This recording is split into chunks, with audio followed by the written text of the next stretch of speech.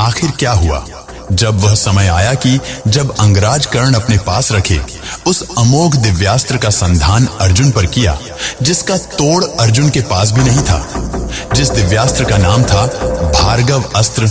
दोस्तों, इस वीडियो को अंत तक अवश्य देखें और यदि आप चैनल पर नए हैं तो अवश्य ही सब्सक्राइब कर लें। यहाँ पर आप सभी को इसी प्रकार के ज्ञानवर्धक वीडियो मिलता रहेगा। बता दें कि महाभारत युद्ध के दौरान अंगराज कर्ण ने एक बार नहीं बल्कि दो बार उस महादिव्यास्त्र को यानी भर्गवस्त्र का इस्तेमाल किया था।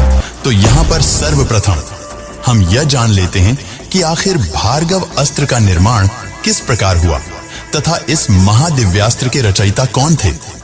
इसके साथ साथ हम यह भी जानेंगे कि अंगराज कर्ण के द्वारा चलाए गए 2 बार भार्गव अस्त्र को आखिर किसने रोका था या फिर किस प्रकार से इसे निष्क्रिय किया गया था, क्योंकि वास्तविक रूप में मिले जानकारी के अनुसार भर्गवस्त्र अंगराज कर्ण, गुरु द्रोण और पितामह भीष्म के अतिरिक्त किसी भी योद्धा के पास नहीं था।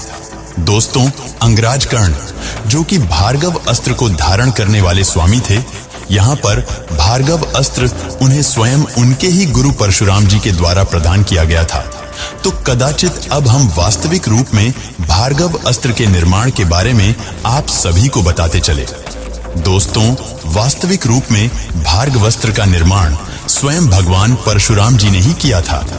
वे अपने परशु से भार्गवस्त्र का निर्माण किया था जब उन्हें अपने शत्रुओं का नाश करना था तथा क्षत्रियों का संहार करना था। जब परशुराम जी ने क्रोधित रूप में भार्गवस्त्र का निर्माण किया था, जो वास्तविक रूप में अचूक था, जिसे एक बार शत्रु की ओर संधान करने के पश्चात उसमें से अनेकों अस्त्र शस्त्र प्रकट होने लगते थे और शत्रु सेना अथवा शत्रु को पूरी तरह से नष्ट कर देते थे। यहाँ पर दोस्तों, यह वही भार्गवस्त्र है जो अंगराज कर्ण के पास उस महाभारत युद्ध के समय मौजूद था और स्वयं भगवान परशुराम जी ने ही शिक्षा दीक्षा के दौरान प्रसन्न होकर अंगराज कर्ण को वह महाअमोघ अस्त्र प्रदान किया था।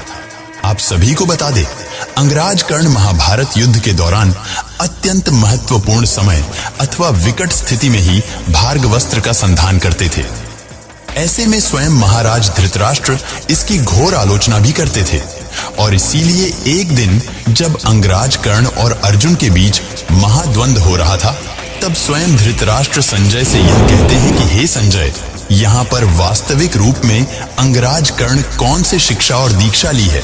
जिस तरह साधारण युद्ध कर रहा, वह चाहता तो अपने दिव्यास्त्र के संधान से अर्जुन का वध यूं कर देता।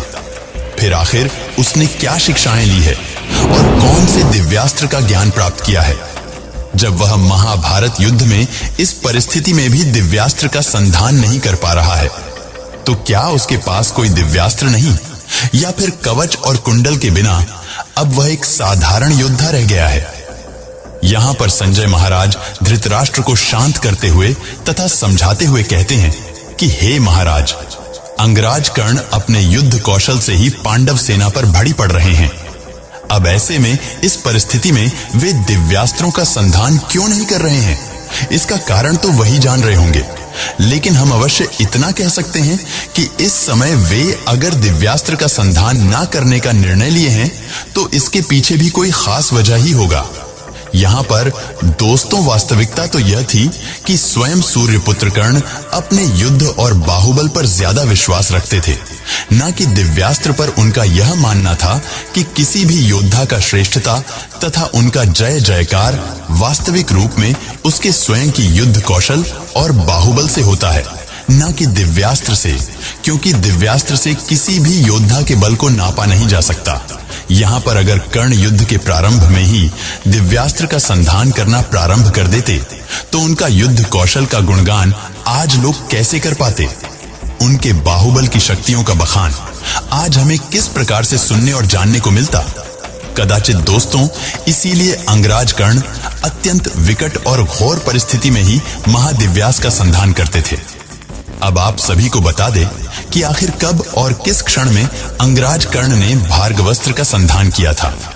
एक दिन युद्ध के दौरान दुर्योधन बार बार अंगराज कर्ण को यह कहता है कि हमारा लक्ष्य है युधिष्ठिर को बंदी बनाना, क्योंकि इसके पश्चात यह युद्ध यही रुक जाएगा। यहाँ पर कर्ण दुर्योधन की बात मानते हुए युधिष्ठिर पर धावा बोलते हैं तथा युधिष्ठिर के साथ साथ पांडव सेना पर घातक आक्रमण कर देते हैं। यहाँ पर उसी क्षण अंगराज कर्ण ने प्रथम बार भार्ग वस्त्र का स्मरण किया था। भार्ग वस्त्र का स्मरण करते ही आकाश में बिजलियां तड़पने लगती हैं और पांडव सेना में हाहाकार मच जाता है। उस दिव्यास्त्र से अनेकों अस्त्र शस्त्र प्रकट होने लगते हैं और पांडव सेना पर गिरने लगते हैं तथा युधिष्ठिर भी बुरी तरह घायल हो जाते हैं। अब क्योंकि अंगराज कर्ण युधिष्ठिर का वध करना नहीं चाहते थे, इसीलिए वे भार्गवस्त्र को पुनः अपने पास बुला लेते हैं। यहाँ पर दोस्तों इस प्रकार युधिष्ठिर घायल अवस्था में पहुंच जाते हैं, लेकिन तभी उनकी रक्षा के लिए वहां तत्क्षण अर्जुन पहुंच जाते हैं तथा कर्ण से उनके बीच घोर युद्ध प्रारंभ होता है। आप सभी को बताते चलें कि आज कर्ण अत्यंत क्रोधित थे। वो अर्जुन से तो द्वंद्व पूरा करना ही चाहते थे, साथ ही साथ इस युद्ध को भी समाप्त करना चाहते थे। इसीलिए आज वो पूर्ण रूप से यह सोच ही लिए थे कि आज दिव्यास्त्र का संधान करना ही उचित होगा। तभी भगवान श्री कृष्ण अंगराज कर्ण के द्वारा चलने वाले अगले चाल को भांप लेते हैं तथा वो रथ को युधिष्ठिर के शिविर की ओर भगाना प्रारंभ कर देते हैं। यहाँ पर अंगराज कर्ण और भी क्रोधित होकर अर्जुन पर और भी अस्त्र शस्त्र प्रहार करने लगता है। यहाँ पर आपसी को बता दे दोस्तों कि कर्ण पर्व में हमें कर्ण के द्वारा अर्जुन पर भार्ग वस्त्र प्रयोग करने के बारे में वर्णित मिलता है कि इसी क्षण अंगराज कर्ण ने अर्जुन पर भार्ग वस्त्र का संधान किया था। इसके संधान करते ही भार्गवस्त्र ने अपना प्रकोप दिखाया तथा अपने अंदर से असंख्य अस्त्र शस्त्र प्रकट किए और पांडव सेना पर भार्गवस्त्र के प्रकट होते ही पांडव सेना छिन्न भिन्न होने लगी। यहाँ पर तत्क्षण अर्जुन के द्वारा महेंद्रस्त्र प्रकट किया गया, लेकिन उसे भी भार्गवस्त्र ने निष्क्रिय कर दिया। यहाँ पर आप सभी के मन में यह प्रश्न जरूर उत्पन्न हो रहे होंगे कि क्या भार्गवस्त्र को भी हनुमान जी ने ही एनैल निष्क्रिय किया था? जी नहीं, यहाँ पर आप सभी को बता दे कि हनुमान जी ने भार्गवस्त्र को नहीं रोका, क्योंकि वह जानते थे कि इस महादिव्यास्त्र को भगवान श्री कृष्ण ही अपने युक्ति और बुद्धि के द्वारा रोकने वाले हैं।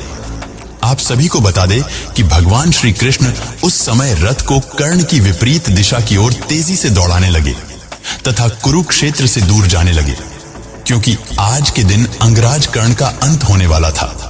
यहाँ पर भार्गव अस्त्र अपने से विमुख होकर दूर जाते हुए योद्धा अथवा शत्रु को देख शांत हो जाता है। यहाँ पर दोस्तों भगवान श्री कृष्ण कर्ण को कुरुक्षेत्र से दूर ले आना चाहते थे, क्योंकि वह जानते थे कि आज ही अंगराज कर्ण का वध होने वाला है। तो दोस्तों अगर इस वीडियो में आपको कुछ भी हमारे वैदिक पुराण और महाभारत पुराण के जानकारियों का पता चला हो तो इस वीडियो को अभी लाइक करें और इस तरह के और भी वीडियोस के लिए बने रहे। हमारे साथ मिलते हैं बहुत ही जल्द नई वीडियो में। राधे राधे, जय श्री कृष्णा।